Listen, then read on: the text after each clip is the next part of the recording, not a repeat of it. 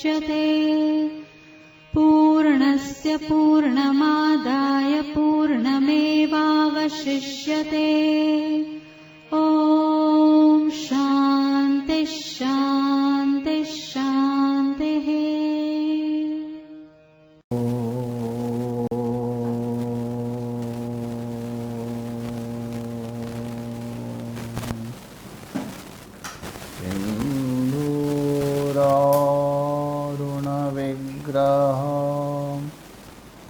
श्रीनयनां माणिक्यमौलिस्फुरत् तारानायकशेखरं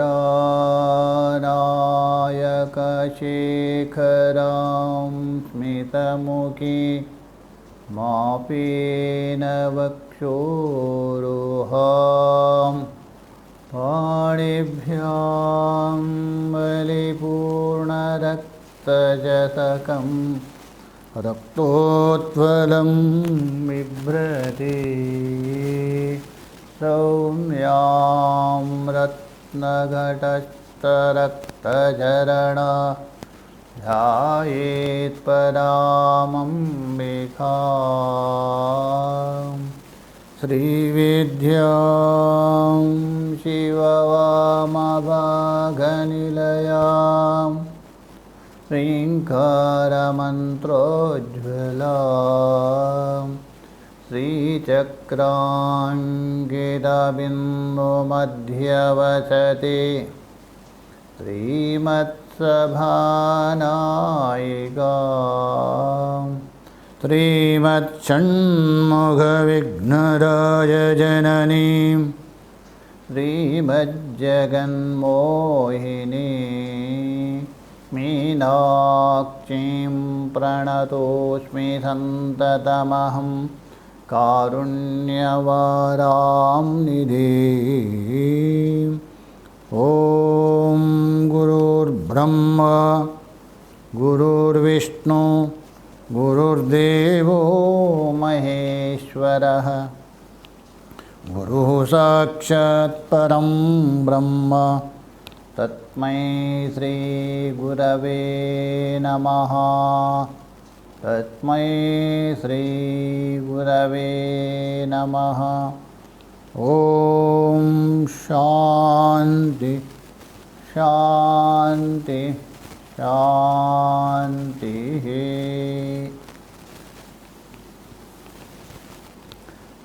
भगवान की असीम अनुकंपा से और महापुरुषों के अनुग्रह से हम लोग बृहदारण्यक उपनिषद के चतुर्थ अध्याय के जो मैत्रेयी ब्राह्मण है, तो मैत्रेयी ब्राह्मण को लेकर हम लोग विचार कर रहे थे।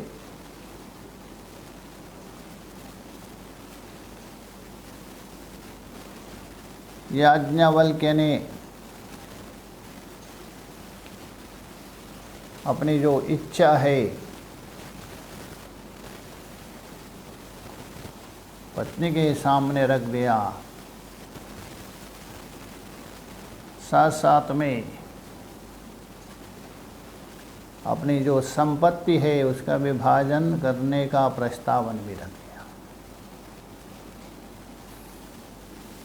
तत्पश्चात मैत्रेयी का जो उद्गार है, मैत्रेयी के मुँह से निकली हुई जो ब्रह्म जिज्ञासा है, उसके अंदर जो तड़प है, उसके अंदर का जो त्याग है, तो उसको देखकर याज्ञवल्क्य बहुत अत्यंत प्रसन्न हो गया है और कह दिया, मैत्रेयी, जो आपने जिज्ञासा प्रकट की थी, जो आपने अमृतत्व का साधन के विषय में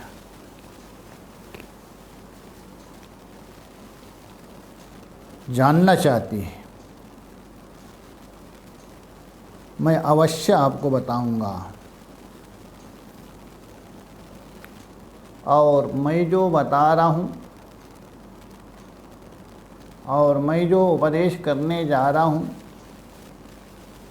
वो जो अमृतत्व का साधन है,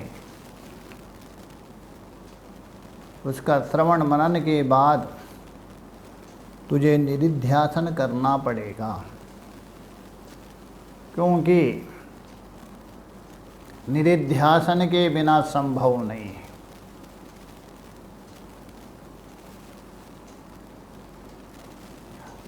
हम परब्रह्मा परमात्मा होने पर भी वो दृढ़ नहीं हो रहे। इसलिए पहले सत्र में मैंने बताया तो जो शिव ही जीव है, जीव ही शिव है, बस व्रीहि और तंडुल में जैसा भेद है वैसा ही। तो उसके बाद साधक के लिए दो आवश्यकता है। जो मोक्ष प्राप्त करना चाहता है, जो मुक्त होना चाहता है, तो मुख्य रूप से साधक के लिए दो चीज़ आवश्यक है। ऐसा तो बहुत है किंतु मुख्य रूप से वे कौन है दो? ये जो अवश्यम भावी है उसके बिना आपको मोक्ष संभव नहीं है। जैसा भगवान भाष्यकार जी ने एक दृष्टांत के द्वारा समझा दिया है अन्यत्र। मान लीजिए कोई चिड़िया जो उड़ जाती है आकाश में,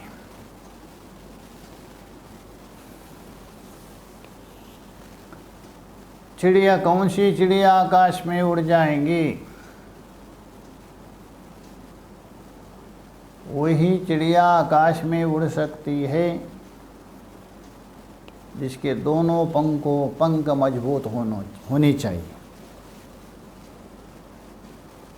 दोनों पंख में यदि एक पंख भी कट गया वो उड़ नहीं सकती।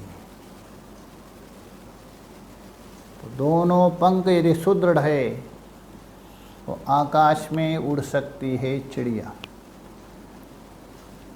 वैसे ही यहाँ जीव रूप चिड़िया कहते हैं ना, उसके प्राण पंचे उड़ गए, जीव को चिड़िया का भी पक्ष समझा दिया। ये पिंजड़ा है, इस पिंजड़ा में जीव रूप एक चिड़िया रहती है। चिड़िया उड़ गई, ये पिंजड़ा खाली होता है।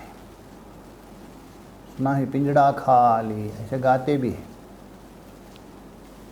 तो ये जीव रूप चिड़िया है, ये भी आकाश में उड़ना चाहता है। कौन सा आकाश? उपनिषद में आया है मैत्रेय आदि में, 3 आकाश का उल्लेख किया। एक नहीं 3 आकाश। भूताकाश, चित्ताकाश, चिदाकाशस्य त्रिविधः प्रोक्ता। एक है भूताकाश, दूसरा है चित्ताकाश, तीसरा है चिदाकाश। तो भूताकाश तो आप जानते हैं, पृथ्वी से लेकर, पृथ्वी के बाद है जल तत्व है, जल के बाद अग्नि है, अग्नि से बाद वायु, वायु के बाद आकाश। हमारे जो कंठ में है विशुद्ध चक्र माना जाता है योग शास्त्र और आगम के अनुसार। मूलाधार है अत्यंत जो नीचे है, तो मूलाधार से लेकर कंठ पर्यंत ये 5 चक्रों का उल्लेख हो गया, क्योंकि ये 5 भूत है, पृथ्वी से लेकर आकाश तक। तो कंठ में जो विशुद्ध चक्र है वो आकाश तत्व का प्रतीक है। कौन सा आकाश? भूत आकाश, जिसको अमूर्त संज्ञा दिया है बृहदारण्यक में, मूर्तामूर्त ब्राह्मण में। और कंठ से लेकर आज्ञा चक्र पर्यंत, भ्रुकुटी द्वयों के बीच में,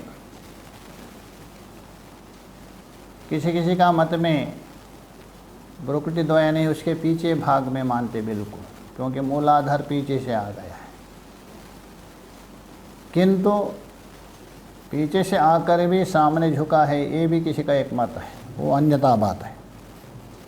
जो आज्ञा चक्र है भ्रुकुटी बीच में, तो कंठ से लेकर भ्रुकुटी तक जो है ये चित्ताकाश। चित्त बोल तो मन बुद्धि अहंकार चित्तानि नाहम। और उससे ऊपर है, आज्ञा चक्र से ऊपर जो सहस्त्रदल पद्मे, सहस्रारे पद्मे सह रहसि पत्या विहरसि, सौंदर्यधारी। वो जो सहस्रार धल में है वो चिदाकाश है। चिदानंद रूपो शिवोहम शिवोहम, वो शिवोहम शिवोहम है, वो चिदाकाश है।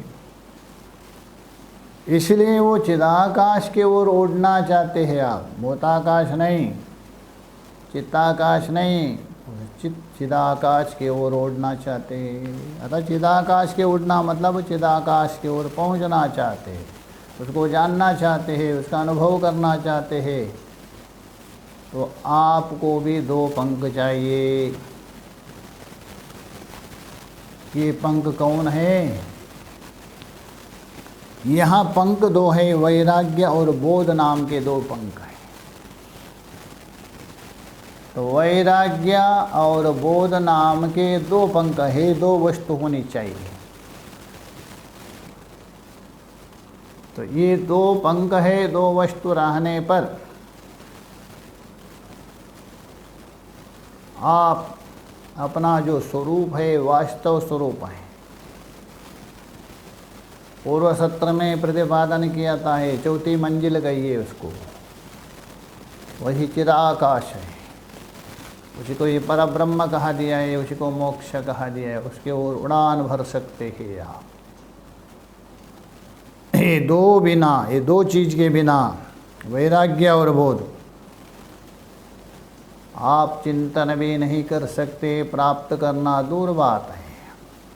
इसलिए वहाँ भगवान भाष्यकार जी ने बता दिया अन्यत्र, वैराग्य बोधो पुरुषस्य पक्षिवत् पक्षो विजानीहि विचक्षणत्वं विमुक्तिसौदाग्रह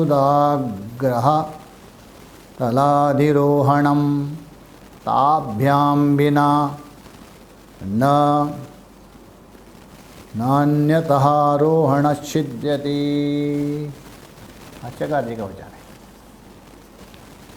वैराग्य बोधो, हे विचक्षण, हे विद्वान, हे शिष्य। विचक्षण का मतलब है विद्वान, विचारवान, शिष्य को बता रहे हैं। वैराग्य बोधो पुरुषस्य पक्षिवत, ये वैराग्य और बोध है, ये पुरुष को पक्षी के समान, दो पंख के समान पंख है। पक्षो विजानीहि विचक्षणः त्वं, हे विचक्षणा, तो इसको पंख समझो। एक उपमा दे रहे, कल्पना कर रहे। पंख किसके लिए है? विमुक्ति सौदाग्रहतलाधिरोहणम, मोक्ष रूप महल है, उसका ऊपर चढ़ने के लिए, उड़ने के लिए ये दो पंख है। दो पंखों से आप उड़ सकते हैं मोक्ष रूप महल में। ताभ्याम बिना, ये दो के बिना, बोध और वैराग्य रूप पंख यदि ना हो, ताभ्याम बिना नान्यरोहणा सिद्ध्यति, अन्य किसी के द्वारा आप आरोहण नहीं कर सकते मुक्ति मार्ग में। इसलिए दो पंख है। अतः वैराग्य और बोध आवश्यकता है। इसलिए याज्ञवल्क्य वैराग्य भी और बोध भी उपदेश करेंगे आगे के मंत्रों में।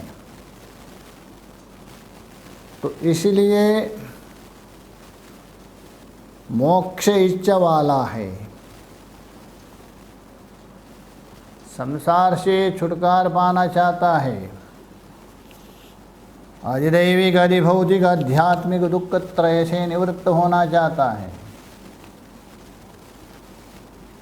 अथवा स्थूल सूक्ष्म कारण जो बंधन है उससे सदा के लिए निवृत्त होना चाहता है, स्वसिंहासन में आरूढ़ होना चाहते हैं,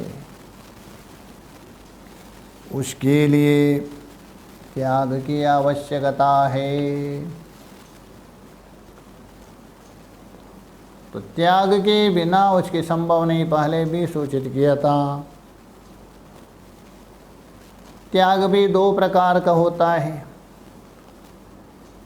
अंतर्त्याग बहिर्त्याग। तो उसी को ही बता रहे, अंतर्त्यागो बहिर्त्यागो विरक्तस्येव युज्यते त्यजत्यन्तर्बहिसंगा विरक्तस्सो मुमुक्षया। भाष्यकार जी बता रहे हैं अंतर्त्यागो। अंतर्त्याग का मतलब घर के अंदर के वस्तु, एक महात्मा बोलते हैं अंतर्त्याग का मतलब घर के अंदर के जो वस्तु है ना, कपड़े गिपड़े जितना भी, उसको त्याग करो। बाहर के त्याग मतलब बाहर जो आपका है ना उसको त्याग करो, ऐसा नहीं नारायण। अंतर का मतलब है हमारे अंदर जो अंतःकरण है उसको अंतर इंद्रिय कहा दिया है। जो हम जो भी करते सब कुछ जिसमें रिकॉर्ड हो रहे, रिकॉर्ड कैसेट के समान है वो जो कौन मन। तो मन में पड़ी हुई वासना, मन में जो कामना है, अहंता बुद्धि है, ममता बुद्धि है, ये संस्कार पड़े हैं इसमें। जैसे मैं विद्वान हूँ, मैं सुंदर हूँ, मैं सुखी हूँ, इसी प्रकार जो अंदर जो अंतःकरण में पड़ी हुई जो वासना है, अंतःकरण में पड़े हुए षट रिपु है, काम क्रोध लोभ आदि, इनको त्यागना है, इनको निवृत्ति करना है, इनको हटाना है, अंतर्त्याग है। बहिर्त्याग का मतलब जो ममता बुद्धि जहाँ है, जिसके साथ आपका संबंध है, जो आपके साधना में बाधक बन रहे, साधना में व्यवधान हो रहे, साधना में रुकावट डाल रहे, ये है बहिर्त्याग है,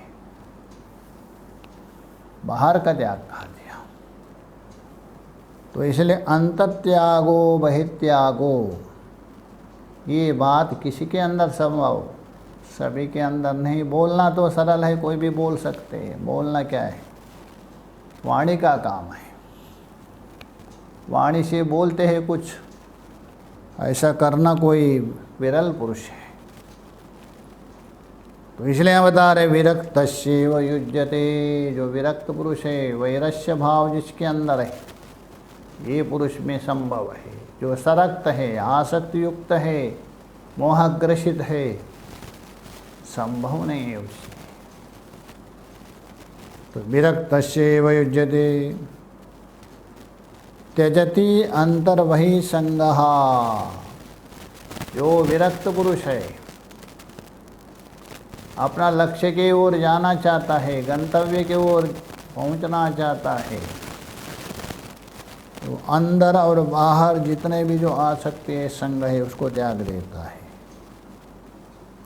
तो इसलिए त्यजति अंतर्बहिर्संग विरक्तस्व मुमुक्षया, मुमुक्ष के लिए जो मुमुक्ष होकर इस सब को त्याग देता है। तो अतः अंतर त्याग और बहिर्त्याग जो आवश्यकता है, उसके बिना आप वो अमृत है अथवा अमृतत्व साधन है आगे जो बताने जा रहे हैं उसको प्राप्त करना कठिन है। इसलिए यहाँ वैराग्य और बोध का निरूपण करने जा रहे हैं। और वैराग्य के बिना व्यक्ति मुक्ति को प्राप्त नहीं कर सकता, मुक्ति संभव नहीं है। और मुक्ति के बिना आत्यंतिक दुख निवृत्ति जो परमानंद प्राप्ति रूप सुख को प्राप्त नहीं कर सकते आप। इसलिए एक दूसरे के प्रति कार्य कारण भाव प्रतीति होता है। भगवान भाष्यकार जी ने बताया अन्यत्र अत्यंत वैराग्यवता समाधि समाहितश्चैव दृढ़ प्रबोधः प्रबुद्ध तत्वस्य हि बन्धमुक्ते मुक्तात्मनो नित्य सुखानुभूति। आचार्य के वचन है। अत्यंत वैराग्यवतः समाधि, जो अत्यंत वैरस्य भाव है, सामान्य नहीं है, आपात वैराग्य नहीं है। आपात मतलब क्षणिक वैराग्य, क्षण भर के लिए वैराग्य उत्पन्न होता है व्यक्तियों को कुछ चोट खाने पर, बाद में भूल जाता है, ऐसा नहीं। वो आपात वैराग्य है। जैसा कोई एक व्यक्ति था, खूब कमाता था, खूब पैसे कमा दिया, पैसे कमा करके पत्नी और पुत्र को खूब अच्छे प्रकार से देखभाल करता था। धीरे धीरे वो वृद्ध हो गया, स्वभाव है शरीर, देखते देखते शरीर क्या होता है, जर्जर होता है, परिवर्तनशील है शरीर। इसलिए कहा अनित्यानि शरीराणि विभवो नैव शाश्वतः, शास्त्र वचन है। अनित्यानि शरीराणि, ये शरीर अनित्य है। आज देख रहे वो कुछ दिन के बाद वो नहीं रहेगा, परिवर्तन हो गया। विभवो नैव शाश्वता, ये धन भी शाश्वत नहीं। वैसे ही उस व्यक्ति का शरीर भी जीर्ण हो गया। जानते ही अब यौवन अवस्था में जो कार्य करते हैं बुढ़ापे में संभव नहीं है, क्योंकि आपकी शक्ति क्षीण हो गई, आपके अंदर के सामर्थ्य है कुंठित हो गया। और ठीक है, यदि आप पहले से यदि सत्संगी है, सन्मार्गी है, गुरु किंकर है, अतः गुरु के सेवक हैं, गुरु चरण में आप गए हो, तो आपका मन शांत होगा, भजन में लगेगा, ईश्वर परक हो जाएगा। यदि आप पहले से बहिर्मुख वृत्ति है, धन ही प्रधान मान के चल रहे, वार्धवाक्य में बुढ़ापे में भी वही बुद्धि रहेगी, और भी चंचल हो जाएगी, चुप नहीं बैठेंगे, कुछ ना कुछ कहते रहेंगे। और वो जो कहना है आपको हानि पहुंचा देंगे, क्योंकि दूसरे जवान हैं आपकी बात सुनेंगे नहीं, आपको दुख हो जाएगा। वैसे ही वृद्ध तो हो गए, कभी कभी कुछ बोलता था, बोलते बोलते गर्म होता था घर में। एक दिन क्या हुआ, ज़्यादा बढ़ गया, पत्नी और पुत्र ने घर से निकल दिया, यहाँ तक मुसीबत आ गई।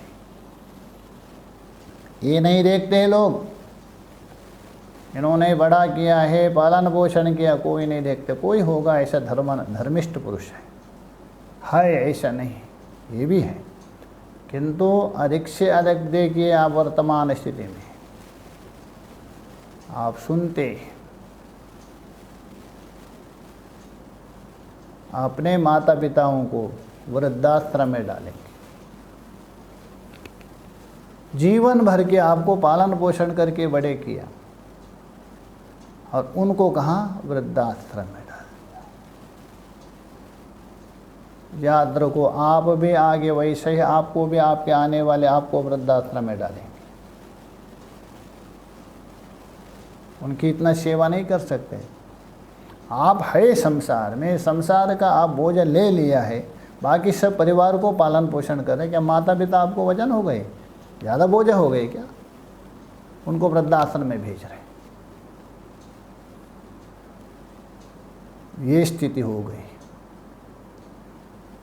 उस व्यक्ति को भी घर से निकाल दिया, तो तभी उसके अंदर वैराग्य उत्पन्न हो गई। अरे बेकार है, मैं जीवन भर ये कमाया है, जो कमा करके जिसको बड़ा किया, जो सांप को दूध पिलाने से वही सांप आपको काट खाता है। दुखी होकर एक पेड़ के नीचे बैठ गए और विचार करने लग गए। दैववशात उसी मार्ग से, उसी रास्ते से एक महापुरुष संत जा रहे थे। संत ने देखा,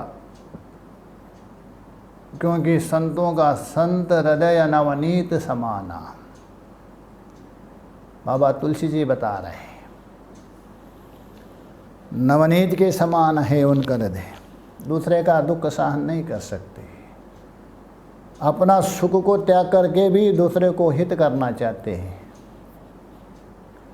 स्वयं दुख लेकर भी दूसरे को हित देखना चाहते हैं। तो गए संत उनके पास और पूछा, अरे सज्जन, आप यहाँ बैठे हैं अकेले, बहुत चिंतन कर रहे हैं और आपके आंख में अश्रुधारा हो रही, क्यों ऐसा? इतना शब्द सुनते हुए रो पड़े जोर जोर से।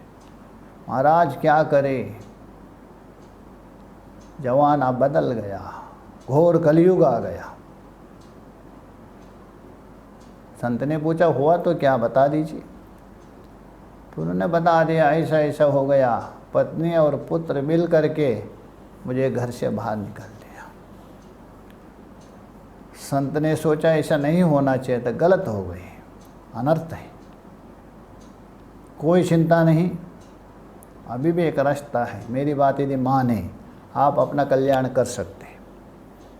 क्योंकि संत ने सोचा इनकी जो बात है वैराग्यपूर्वक, वैराग्यपूर्वक जो बात बोल रहे थे। संत ने कहा, ऐसा करो, हमारा भी एक छोटा सा आश्रम, ज़्यादा नहीं, 2-3 कुटिया है, ज़्यादा नहीं। तो एक कुटिया में मैं रहता हूँ और 1-2 कुटिया पड़ी है खाली, उसमें रहो, छोटा मोटा काम करो, भोजन जितना जो मैं खाता हूँ आपको मिलेगा वो, और अपना जीवन कृतार्थ करने के लिए भजन करो, मैं आपको बताऊँगा, मेरे साथ चलो। इतनी बात सुनते हुए उसकी वैराग्य फीका हो गया। अभी क्या बोल रहे थे महाराज, संसार में कोई किसके नहीं है, मैंने सब कुछ किया, अभी मुझे घर से निकाल दिया, ऐसा वैराग्य का बात बता रहे थे। अभी संत ने ये जो कहा दिया तो वैराग्य बिल्कुल ठप। वो कहते हैं, महाराज आप अपने रास्ते से चल जाइए, मार्ग से, ये तो है तो मेरी पत्नी और पुत्र है ना, आज बाहर निकाल दिया, कल यहाँ से बुला के ले जाएंगे। इसको कहते हैं आपात वैराग्य। ये आपात वैराग्य है, टूटी हुई नौका है। आपको जाना है बहुत विशाल संसार सागर को पार करना। मान लीजिए बहुत विशाल नदी अथवा कोई सागर है, पार करना है। ये टूटी रूप वैराग्य नौका में बैठ कर के क्या आप पार कर सकते हो? थोड़ा विचार कर दीजिए। मुंडक में स्पष्ट यहाँ तक कहा दिया, अष्टादश प्लवेना, 18 तत्वों से बना हुआ यज्ञ रूप नौका भी पर्याप्त नहीं है। ये तो टूटा फूटा हुआ आपात वैराग्य। इस आपात वैराग्य के द्वारा समाधि लगना तो दूर बात है, आप बीच में गिर जाएंगे, अनर्थ के ओर प्रवृत्त हो जाएंगे। देखा जाता है ऐसा, बहुत लोग आते हैं, बहुत को महात्मा लोगों ने ऐसा किया। अरे महात्मा होकर ऐसा नहीं कर सकते, महात्मा और ऐसा करना विरुद्धाभास है। ये तो आपात वैराग्य के कारण कोई बन गए, आने के बाद वैसा भले करते होगे महात्मा के नाम से। संत ऐसा नहीं कर सकते। संत तो संत ही है, महात्मा और दुरात्मा कभी संभव ही नहीं हो सकता, विरोधाभास है। रावण भी बने थे ना, उसको कहेंगे क्या महात्मा ही, बाद में भले अपना नकली गए। तो इसलिए जो आपात वैराग्य है, आपात मतलब तो क्षण भर के लिए कोई दुख पहुंच गया, क्षण भर के लिए जो होता है बेकार है करके, ये आपात वैराग्य से आप कुछ नहीं कर सकते। जो है उसको बिगाड़ देंगे आप। इसलिए भगवान भाष्यकार जी ने कहा अत्यंतः वैराग्यवतः, अत्यंत वैराग्य, तीव्र वैराग्य, मृदु मध्य नहीं, अधिमात्र रूप वैराग्य है। मृदु वैराग्य, मध्य वैराग्य, तीव्र वैराग्य, उसको अधिमात्र कहा दिया है।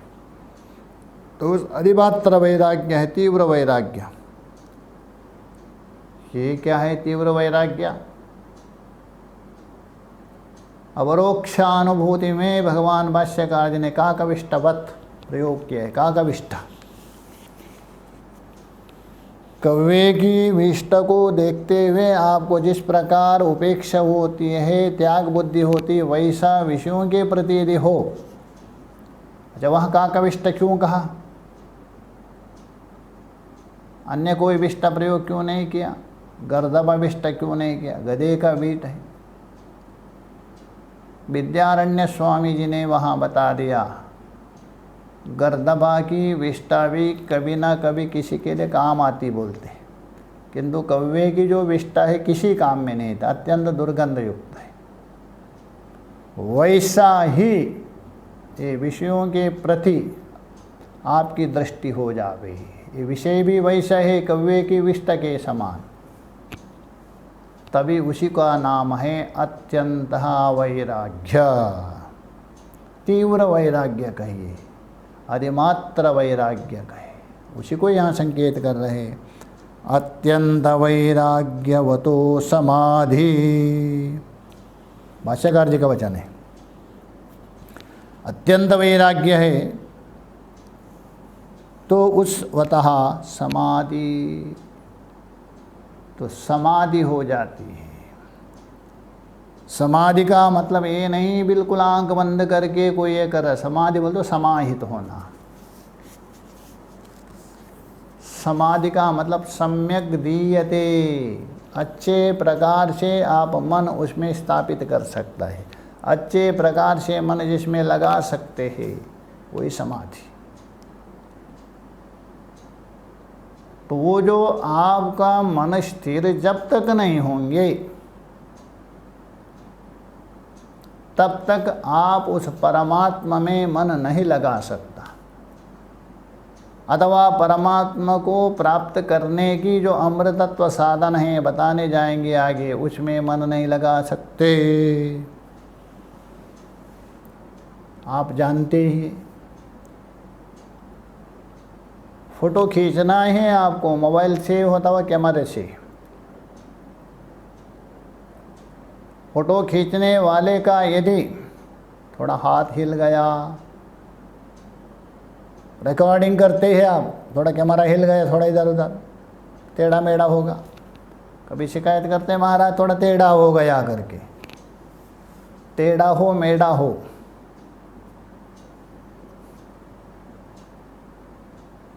तो ये जो कंपन हो गया, चलनात्मक हो गया, हिल गया, उस वस्तु को आप नहीं पकड़ सकते।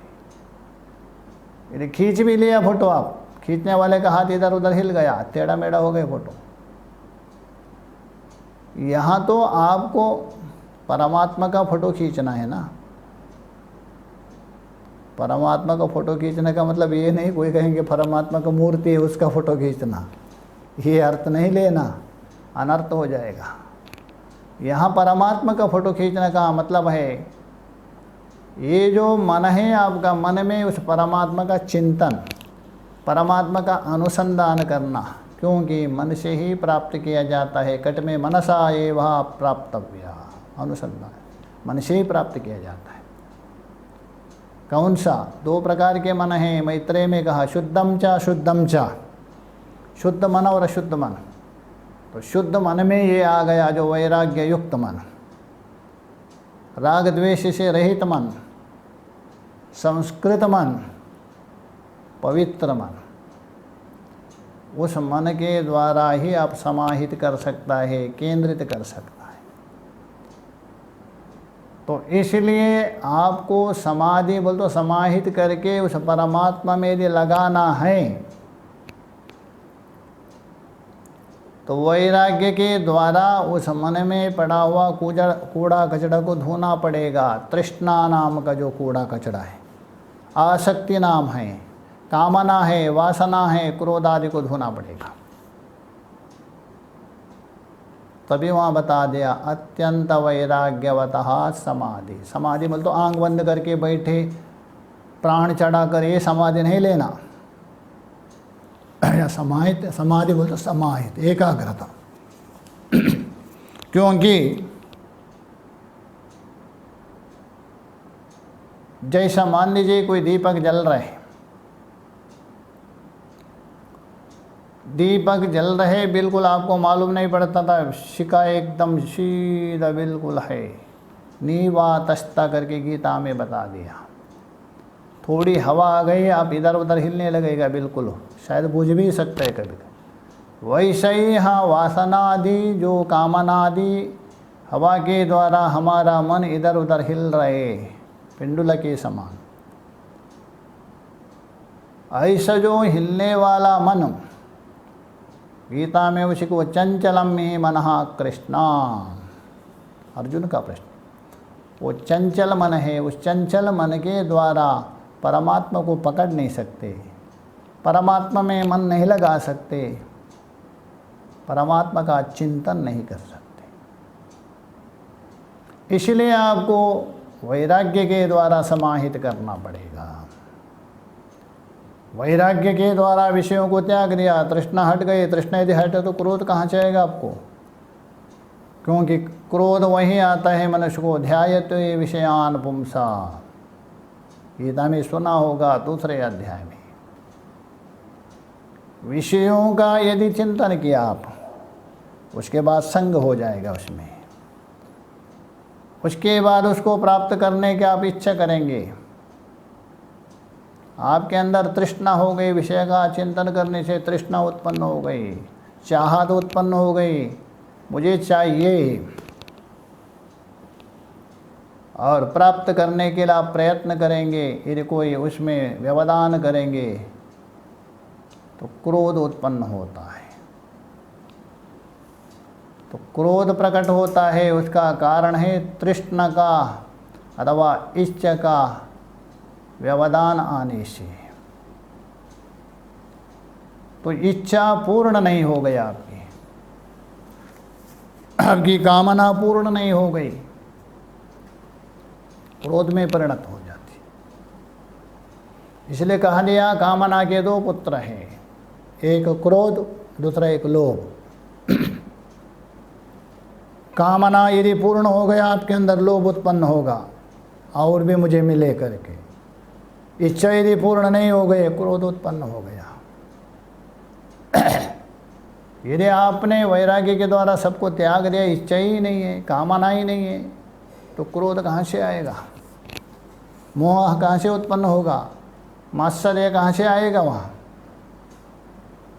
मद कुछ नहीं, षड्रिपु समाप्त हो जाएंगे।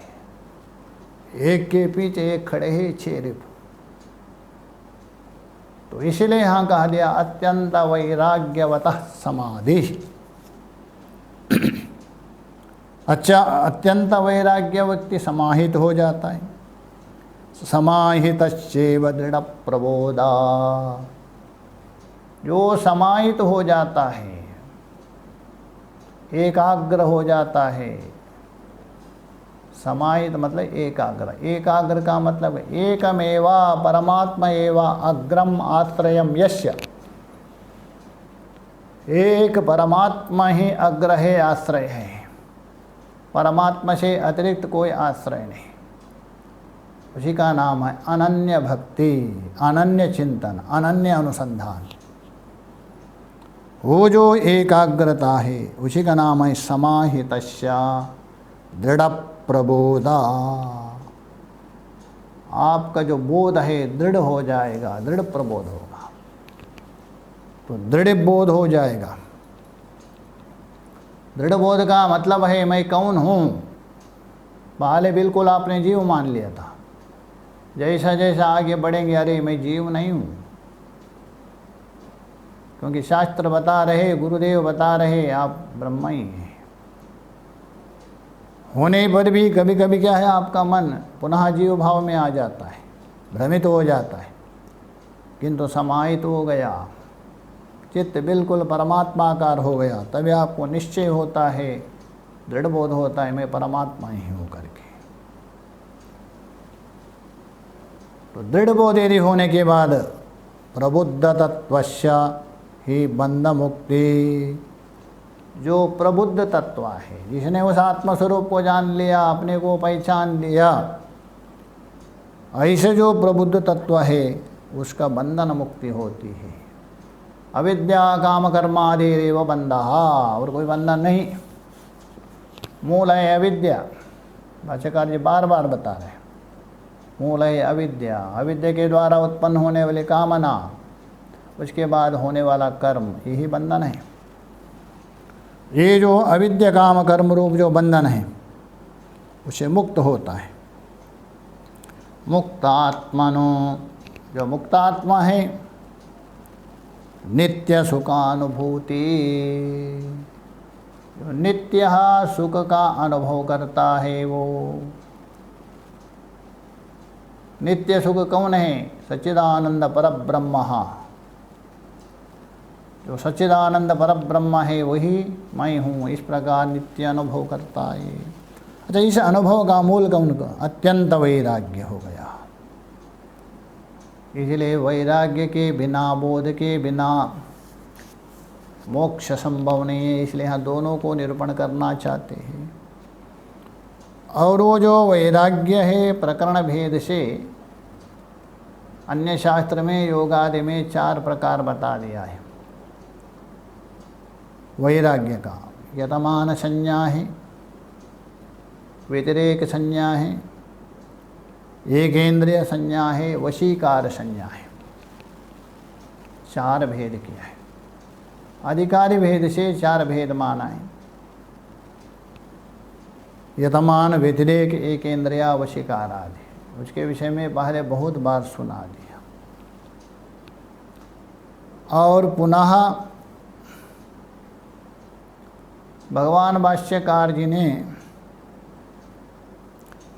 नैष्कर्म्य सिद्धि में शतश्लोकी में, नैष्कर्म्य में मैंने शतश्लोकी में, नैष्कर्म्य सिद्धि सुरेश्वराचार्य का, उसमें भी बता दिया, किंतु शतश्लोकी में भगवान भाष्यकार जी ने 2 प्रकार का वैराग्य का उल्लेख किया है। एक वैराग्य है नैर्वेद्य है, दूसरा ज्ञान गर्भ वैराग्य है। नैर्वेद्य और ज्ञान गर्भ, उसको ही वहाँ स्पष्ट बता दिया। नैर्वेद्य ज्ञान गर्भ द्विविधमभिहितं तत्र वैराग्यमाद्यं प्रायो दुःखावलोकाद्भवति गृहसुहृत्पुत्र वित्तेषणादे अन्यज्ञाना उपदेशात् यदुदित विषये वान्तवध्येयता स्यात् बुद्ध्वा अन्यत् अंतर्वैराग्यम। तो इस प्रकार बता दिया है। नैर्वेद्यम ज्ञानगर्भम, नैर्वेद्य कहते हैं जैसा दुख से उत्पन्न होने वाला वैराग्य, निर्वेद कहते खिन्नता, दुख से प्राप्त होने वाला वैराग्य। किससे? घर से है, पुत्र है, अथवा मित्र है, अथवा वित्त है, इत्यादि के द्वारा। जैसा राजा भर्तृहरि को देखिए, पत्नी ने धोखा दे दिया, पिंगला ने धोखा दे दिया, तो मन में सोचने लग गया ये संसार कोई किसका नहीं। याम चिंतयामि सतताम मयि सा विरक्ता, जिसका मैं चिंतन कर रहा हूँ वो मेरे से विरक्त है। साप्यन्न मिच्यति, और वो जिसकी चिंता कर रहे वो किसी दूसरे को चिंता कर रहे। राजा भर्तृहरि चाह रहे पिंगला को, पिंगला चाह रही वो दरोगा को, और दरोगा चाह रहे वो वेश्य को, वेश्य चाह रहे राजा को। अस्मात् कृते तुष्यति अन्य, मेरे प्रति दूसरा संतुष्ट हो गया। इसलिए वहाँ बताया धिक तम चा ताम चा मदनम चा इमम चा माम चा, 5 बार धिक्कार बता दिया। धिक तम चा बोल तो उस दरोगा को धिक्कार है, ताम चा उस पिंगला को धिक्कार है, मदनंचा कामदेव को धिक्कार है, मेरे सामने खड़ी है इमाम चा इस वेश्य को धिक्कार है, माम चा उनके पीछे दौड़ने वाला पागल मुझे को भी धिक्कार है। 5 बार धिक्कार कार्य वहाँ। तो कहने का मतलब है गृह है, सुरत है, पुत्र है, वित्त है, इनसे उत्पन्न होने वाला दुख के कारण उत्पन्न होने वाला वैराग्य है, नैर्वेद्य नाम का वैराग्य है। भाष्यकार जी ने संकेत किया। अन्यद ज्ञान उपदेशात, दूसरा एक वैराग्य है, आप शास्त्र का चिंतन करके गुरु के उपदेश के द्वारा विवेक पूर्वक ज्ञान से उत्पन्न होता है, ये उत्तम वैराग्य है। यदुदितः विषये, उससे विषयों के प्रति आपको कैसा बुद्धि होती है? वान्तवध्येयः स्यात्,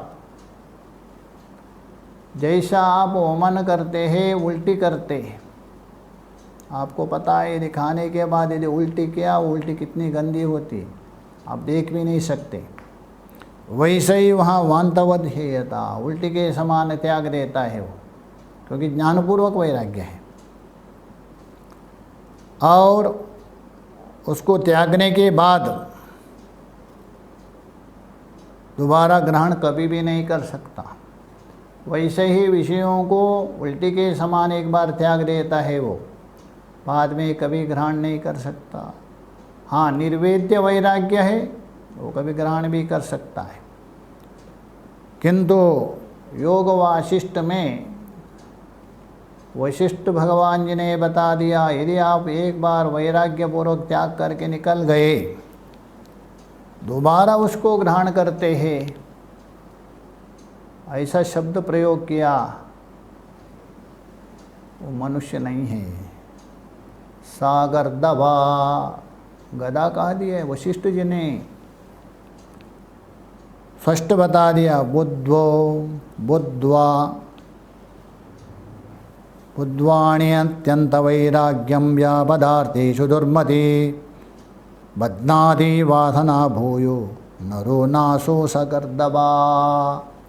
एक बार विचार पूर्वक त्याग दिया वस्तुओं को, दोबारा उस दुर्मति उस वस्तुओं से बंध जाता है, दोबारा इन वस्तुओं के पीछे दौड़ता है, वासना के कारण भूयो सानरो नासो सानरो, ये मनुष्य नहीं है। सगर्दबा, यहाँ तक बता दिया। वैराग्य को लेकर आपने त्याग दिया, दोबारा जो उसी वस्तु को खा रहे, उल्टी किया, कुत्ता क्या करता है? उल्टी किया वस्तु को खाता है। वैसे ही आपने त्यागा हुआ वस्तु को दोबारा ग्रहण कर रहे, वहाँ कुत्ता तो नहीं बता दिया, गधा कहा दिया वशिष्ठ जी ने। इसलिए भगवान भाष्यकार जी ने नैर्वेद्य और ज्ञानपूर्वक वैराग्य बताया। अभी यहाँ जो मैत्रेयी का जो वैरस्य भाव है, वैराग्य है, वो नैर्वेद्य नहीं है। ज्ञानपूर्वक विचारपूर्वक उसके अंदर वैराग्य आया है, तो वही वैराग्य सफल होता है। नैर्वेद्य हो भी सकता है, नहीं भी हो सकता, ऐसा नहीं, वो भी होता है। यदि किसी कारण से आपको दुख से आप त्याग दिया, बहुत देखा जाता है, आगे जाने के बाद यदि अच्छा संग मिला, ऐसे महापुरुषों का संग मिला, वो भी बड़ा हो सकता है, ऐसा नहीं। हाँ, कभी कभी उसमें स्खलित होने का भी संभव होगा। जब तक आपके अंदर दुख है तब तक वैराग्य रहेगा। धीरे धीरे दुख सूख जाता है, वो वैराग्य भी सूख जाता है। हाँ, ज्ञानपूर्वक वैराग्य है, वो दृढ़ वैराग्य कहा जाता है, अत्यंत वैराग्य कहा जाता है। और ये वैराग्य को अग्नि भी कहा दिया है। स्वयं भगवान भाष्यकार जी ने शतश्लोकी में। मान लीजिए कोई लकड़ी है, गीली है, तो गीली लकड़ी को आप आग लगा दीजिए, जलेगी नहीं। तो उसी लकड़ी को आप धूप में सुखा दीजिए बढ़िया ढंग से, उसके बाद थोड़ी जल्दी से आग लग जाती। वैसा ही हमारा जो अंतःकरण है अभी गीला है। महाराज गीला, किस पानी ने गीला किया उसको? अरे नारायण, वो पानी से नहीं गीला हुआ है, वो राग द्वेष काम क्रोध आदि है ना, इनसे गीला हुआ है। तो राग द्वेष आदि काम क्रोध आदि से गीला हुआ है। और इस अंतःकरण को आप जब तक वैराग्य रूप अग्नि से नहीं सुखाएंगे, उसमें ज्ञानाग्नि प्रकट नहीं होगी। तो ज्ञानाग्नि उसमें प्रकट होना हो, तो ज्ञानाग्नि उसको प्राप्त करना हो, तो उस अंतःकरण को पहले सुखाना पड़ेगा। किससे? वैराग्य के द्वारा। इसलिए बता दिया,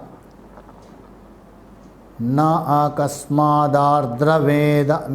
मेघा स्पृशति च दहना किंतु शुष्का निधागा दाद्रा चेतानुबंधे कृतसुकृतमपि सोक्तकर्म प्रजाते तद्वद् ज्ञानाभिरेतत् प्रशति न सहसा किंतु वैराग्य शुष्कम तस्मात् शुद्धो विरागा प्रथममभिहिता तेन विज्ञान सिद्धि।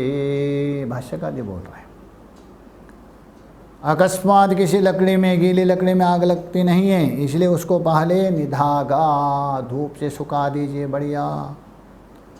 वैसे आर्द्रा चेतो, गीला चित्त है आपका अनुबंधों से कृतार्थ नहीं हुआ, यदि कर्म भी किया उसे भी अपना पूर्ण नहीं हुआ है, तो उसको सुखा दीजिए। किसी वैराग्य के द्वारा, तभी जाके वहाँ ज्ञान रूप अग्नि उसमें स्पर्श करते हैं। इसलिए तस्मात् शुद्धो विरागः प्रथमम अभिहिता, शुद्ध वैराग्य होना चाहिए। पवित्र वैराग्य मतलब वही अत्यंत वैराग्य, तीव्र वैराग्य, ज्ञानपूर्वक वैराग्य होना चाहिए, उससे संभव है। इसलिए यहाँ याज्ञवल्क्य जी आगे के मंत्र में वैराग्य प्रतिपादन कर रहे हैं। मैत्रेय के अंदर वैराग्य तो पहले भी है, और भी अन्य लोगों को लक्षित करते हुए बता रहे। देखिए आगे के 6वें मंत्र में क्या बता रहे हैं, बहुत सुंदर बता रहे।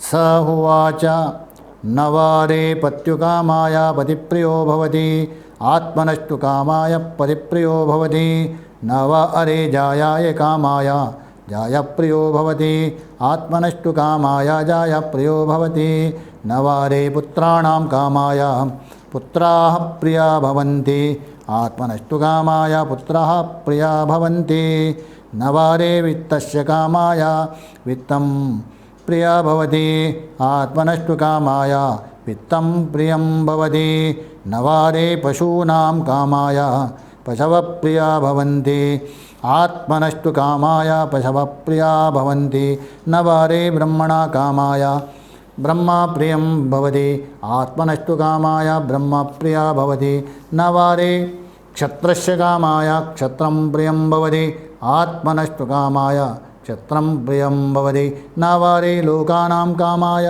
लोकाः प्रिया भवन्ति आत्मनस्तु कामाय लोकाः प्रिया भवन्ति नवारे देवानां कामाय देवाः प्रिया भवन्ति आत्मनस्तु कामाय देवाः प्रिया भवन्ति नवारे वेदानां कामाय वेदाः प्रिया भवन्ति आत्मनस्तु कामाय वेदाः प्रिया भवन्ति नवारे भूतानां कामाय भूतानि प्रियाणि भवन्ति आत्मनस्तु कामाय भूतानि प्रियाणि भवन्ति नवारे सर्वस्य कामाय सर्वं प्रियं भवन्ति आत्मनस्तु कामाय सर्वं प्रियं भवति आत्मवा अरे द्रष्टव्य श्रोतव्यो मंतव्यो निदिध्यासितव्यः मैत्रेयी आत्मने खलु अरे दृष्टे श्रुते मते विज्ञाता इदं सर्वं विदितम्। अभी देखिए इस मंत्र में मुख्य रूप से जो मोक्ष के लिए दो बिंदुओं को लेके विचार किया। मैंने पहले ही बताया था मोक्ष के लिए दो होना चाहिए, एक वैराग्य दूसरा बोध। अब यहाँ देखिए नवारे सर्वस्य कामाय सर्वं प्रियं भवन्ति, यहाँ तक वैराग्य का प्रतिपादन किया। आगे आत्मवारे द्रष्टव्य श्रोतव्यो मंतव्य निदिध्यासितव्य है, यह श्रवण मनन निदिध्यासन के द्वारा बोध का संकेत किया। ये दोनों बता रहे मैत्रेयी को। सबसे पहले बता रहे रे मैत्रेयी, इस संसार में व्यक्ति ऐसा भ्रमित हो रहे किंतु विचार नहीं कर रहे। अरे मैत्रेयी पत्युकामायाः पतिप्रियो न भवति। पत्यु हो बोल दो पति के प्रयोजन के लिए। जैसे कोई पत्नी पति से प्रेम करती है, बहुत प्रेम करती है, ऐसा भी देखा जाता है। पति के प्रेम के लिए पति प्रिय नहीं होता है, पति के प्रयोजन के लिए पति प्रिय नहीं होता है। हाँ, पति के प्रेम के लिए पति के प्रयोजन के लिए प्रेम नहीं करते, नहीं। शास्त्र बता रहे आत्मनस्तु कामाय, अर्थात अपने प्रयोजन सिद्ध करना, उस पति को निमित्त मान करके अपना प्रयोजन सिद्ध हो, इसलिए पति को प्रेम करते देखा जाता है संसार में। तो इसलिए बता रहे हैं, स्पष्ट बता रहे पत्यु कामाय, कामाय मतलब प्रयोजनाय, पति प्रियो न भवति, पति प्रिय नहीं होता है, कभी भी प्रिय नहीं होता है। कहते हैं अरे मैं बहुत प्रेम करती हूँ पति से, सरासर गलत है। तो कोई कहेंगे ऐसे केवल आप पत्नी को लेके क्यों बोलते? नहीं नहीं, पति भी ऐसा है। यदि पति सोचे मैं पत्नी से बहुत प्रेम करता हूँ, उसके बिना एक क्षण भी नहीं रहता हूँ, पत्नी के लिए कोई प्रेम नहीं करता है, पत्नी के प्रयोजन के लिए पत्नी के निमित्त से कोई प्रेम नहीं करता, उस पत्नी से अपनी कामना सिद्ध करने के लिए, अपना प्रयोजन सिद्ध करने के लिए पत्नी से प्रेम कर रहे पति भी। ये संसार की गति है, ये संसार की रीति है। हाँ, कोई अपवाद है वो मत लीजिए। कोई कहे महाराज ऐसे भी देखा जाता है, संसार में कोई असंभव नहीं, किंतु अधिक से अधिक लेके यहाँ बता रहे हैं। जैसा बोलते ये व्यक्ति सज्जन है, अच्छा, आप सज्जन हैं, ये व्यक्ति को सज्जन मानते, क्या उसके अंदर कोई दोष नहीं है क्या? घर में जाके उनसे पत्नी से पूछो, वहाँ जाके झगड़ा करेंगे वो, तो सज्जन कैसे हो गए? इसलिए उसके अंदर 70 या 80% अच्छा गुण है, इसलिए सज्जन का। कोई यदि कहे ये व्यक्ति दुर्जन है, पत्नी से पूछो, बहुत अच्छा है, हमारी खूब मानते हैं, दुर्जन नहीं है, किंतु दुष्ट गुण अधिक है, इसलिए दुर्जन का। वैसा ही यहाँ अधिक से अधिक ना पत्नी पति से प्रेम करती अपने स्वार्थ के, पति पत्नी से प्रेम नहीं करते अपने स्वार्थ। आगे इसको विशेष लेकर कल विचार करेंगे आगे की सप्ताह। ओम पूर्णमदः पूर्णमिदं पूर्णात् पूर्णमुदच्यते पूर्णस्य पूर्णमादाय पूर्णमेवावशिष्यते। ओम शांति शांति शांति। शंकरं शंकराचार्यं केशवं वादरायणं सूत्रभाष्यकृतो वन्दे भगवन्तौ पुनः पुनः। ईश्वरो गुरुरात्मेति मूर्तिभेदविभागिने व्योमवद्व्याप्तदेहाय दक्षिणामूर्तये नमः। ओम शांति शांति शांति।